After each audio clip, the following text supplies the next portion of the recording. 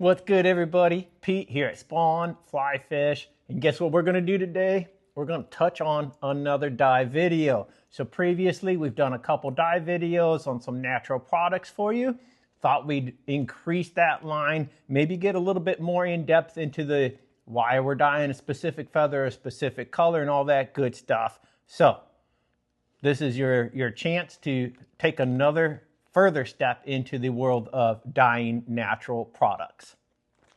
As we get into this, let's talk first what we're going to dye. We're going to dye a new feather. This is the first time I'm ever dyeing the Hen Mallard. So thought we'd bring you along for this journey. Do have a couple things to talk about. In a natural product like Hen Mallard, you see there's a lot of brown and tannish tones already in this feather as compared to, let's say, the Mallard Drake feathers. A lot of white and then simple barring in a dark, almost black tone. So you can easily see if I'm going to dye this purple, it's going to come out purple with some black barring. Simple enough. But what would happen if we dyed Hen Mallard with all this brown already inside a purple? I'd probably leave some purple on the outer edges of that feather, especially toward the base where it's a little lighter colored, and then you'd get some combination of brown and purple into the main section of that feather, especially around the quill. But today we're shooting for specific tones that relate to crayfish, especially more of the cliche tones of crayfish colors, right? Whether it be a rusty brown, an actual crayfish orange, or even burnt orange. And then you line all that up with the dubs that we've already done in those crayfish sort of tones. And you see, it just is going to add another dimension to your fly tying. And the thing with the Hen Mallard, I think it's an underappreciated, definitely an underutilized feather. And then, of course, in a lot of crayfish patterns, this is a popular claw material, but it's usually in its own natural tones. So today we're going to just take that, again, another step further and make crayfish toned claws available, even though you can use these Hen Mallards, again, as a soft hackle sort of feather. Great for collars, great for tails, great for legs. So let's get into it. Here are our lovely Hen Mallard feathers. They have been soaked, cleaned, rinsed, and they are ready to dye. So very saturated, very wet, and that's what we want. We've got our colander just to strain all those out. And then for our dye mixture, we've got burnt orange already mixed up, ready to rock and or roll, whatever your preference might be. As you can see, very stirred, good to go. Pretty high density we're looking for today. Again, we do have a slight prediction, right? Of course, burnt orange, we all know what a burnt orange is going to look like, but again, we don't know exactly what it's going to do into those darker brown tones and those lighter tan colors that are in there. So again, this is the exciting part, or the fun part of dyeing feathers. And again, hundreds of batches of feathers have been dyed here at Spawn, but there's always that element of, I wonder what this would do with this specific color. Come along with us. Let's find out together. So let's get these bad boys drained off, shall we? Nothing crazy here. Just easy does it. Don't want to dump all this at once and make a bigger mess than we need to. And just so you know, dyeing feathers, dyeing product, be it natural or synthetic, there is an element of a mess being made, but it's okay. The end result is definitely worth it. Here we go. Get those pretty dry. We don't want them super dry. Just the majority of that water. Don't need it. We're going into a big pot of water. Shake off the excess, and that'll be ready for us here in 2 seconds. Pete, how many feathers are you dyeing right now? Great question. So in this batch, I'm doing just over 1 ounce. So ounce being 28 grams, I'm looking at 32 grams of feather. Why? Because incidentals, we're going to lose some feathers. There are going to be some less than ideal feathers, and you just throw them away. And then it gives us 7, 8 feathers that we can play with, tie a couple flies, go test it, and go, oh yeah, this one you need. What about to the person at home? How many they start with a single pack? What do you think? Or go big like you do? That's a good question too. How lucky do you feel today? So dyeing, whether it's natural feathers, bucktails, or synthetics, everything's going to play a little bit differently. It's just like anything else. How do I get better at tying a specific fly? Tie it 1,000 times. Guaranteed you're going to be better at the end of it than you were at the beginning. Same thing with dye materials. Try it. Don't put so much pressure on yourself. And there are a lot of videos out there, right? You can do Kool-Aid, you can do RIT, you can do all kinds of things. Make it fun for you. Start there. So if it interests you and you want to try dyeing some feathers, of course, we have the videos that would show you the proper ways using acid dyes and all that good stuff. Don't be afraid to try something new. Whether it's tying a new fly or dyeing a new material, I think it's all worth trying. So let's bring this nice little bit of dye and just dump that right on in. So this begins, of course, like, you know, we've got the other dye videos if you want to know how to prep your dye. And it involves the slurry and then into some water, vigorous stirring, make sure everything is well saturated, and then into your dye pot. And don't forget to give that a big old stir. And one last thing, since we're dyeing a straight color today, not a blend or anything crazy, it's just burnt orange, I'm gonna go ahead and put a little bit of vinegar in that pot. Stir it up nice and good so that everything is equal inside of that dye bath. And don't forget to stir while you're dyeing too. Big thing. Voila.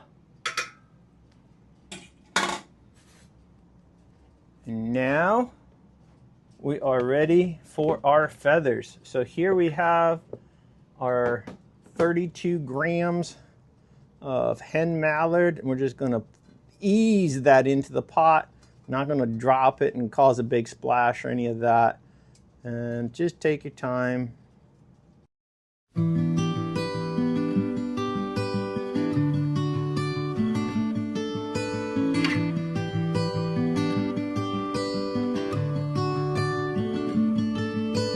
light is fading fast. From this old town we gotta go. Our bags are packed, so what we waiting for? There's no point in delaying what we both already know. Escape this time with me. Escape this time with me.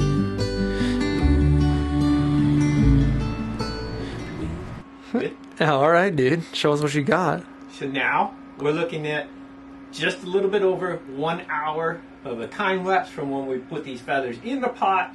Now, I want to do this as a big reveal, but of course I've had to stir these feathers. So if there's a tip in here, it's keep stirring. Keep those feathers happy, moving through the dye, and the dye moving through the feathers, whatever you happen to be dyeing. But let's take a peek and see the beauty of these burnt orange Hen Mallard feathers. How often are you stirring? In the lapse of 1 hour, I would say at least 10 times. Nice. So I'll just give this a little stir. I'll bring some up here, and you can see now we have a fully developed tone of burnt orange. And of course, it's tough to see here. Everything's wet. It's a little dark. But we're going to get these rinsed and then show you the final product of burnt orange Hen Mallard. Ready? So now, let's dump these bad boys and get them rinsing.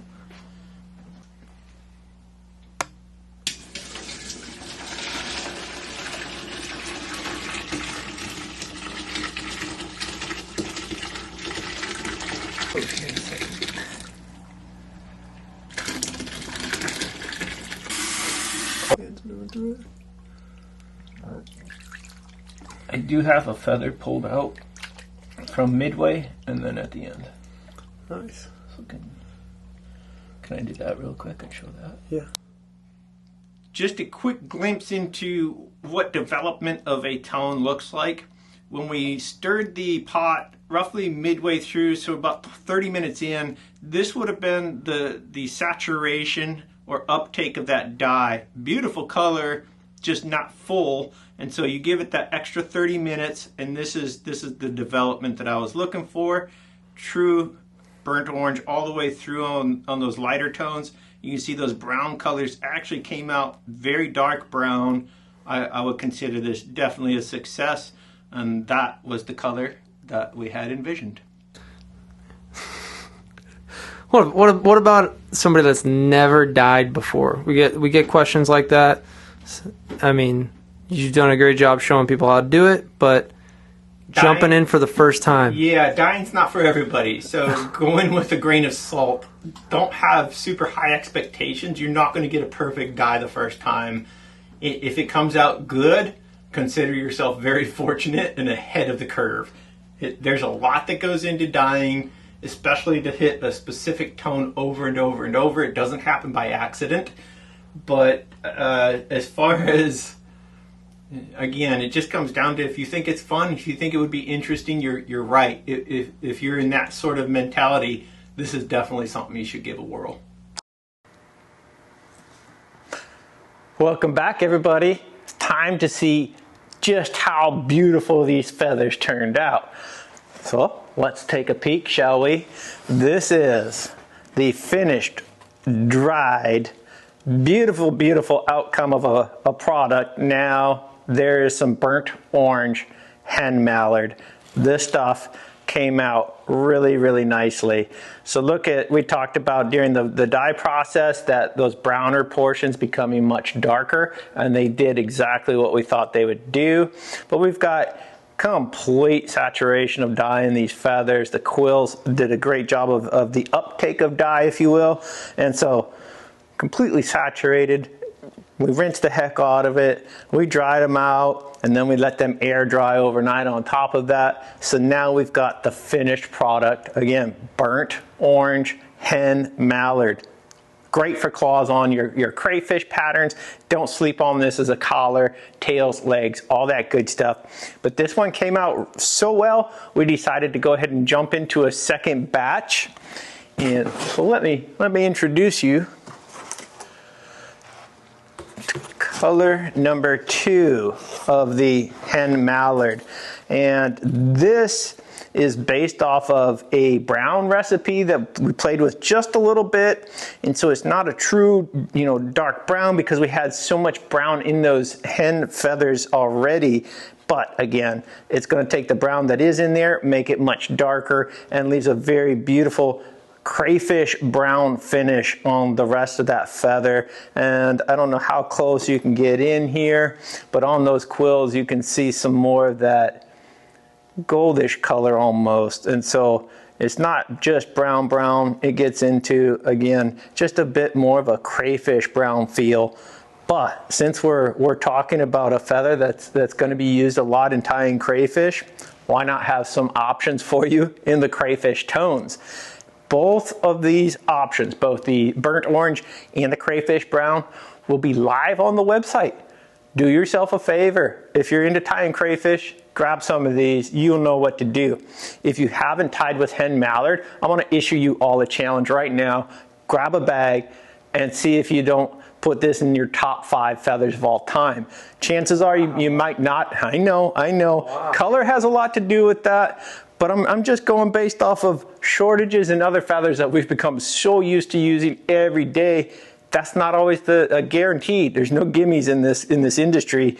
So what I'm saying is maybe learn to substitute once in a while, and you might just find out that you've been missing out on one of the greatest feathers out there. That's all. I don't want to put too much pressure on it, but there you have it. These are sick. I'll just say it right now. They're sick. I might be a little bit biased, but oh well, there it is. And if you guys had fun like we did, like this is fun for Josh and I to put this video together. We're going to keep dyeing products. But if you want to see more videos like this, or maybe even some different materials put in that dye bath, by all means, leave it in the comments below, and we will see if we can, make everybody happy and put a little something of everything in that dye pot eventually. But for now, 2 new feathers for you to play with. Just in time, get a few flies tied up before spring, get out there for those early trout, early bass. They're not looking for a full-size adult crayfish. They're looking for something small. Now's the time. Again, if you haven't played with any hen mallard, at least this is dyed. It'll match up to whatever you think you want to tie pretty well. And I think you should just have at it. So that's it. The end of this little dye tutorial, if you will. So by all means, hit like, hit subscribe, and we will see you all on the water.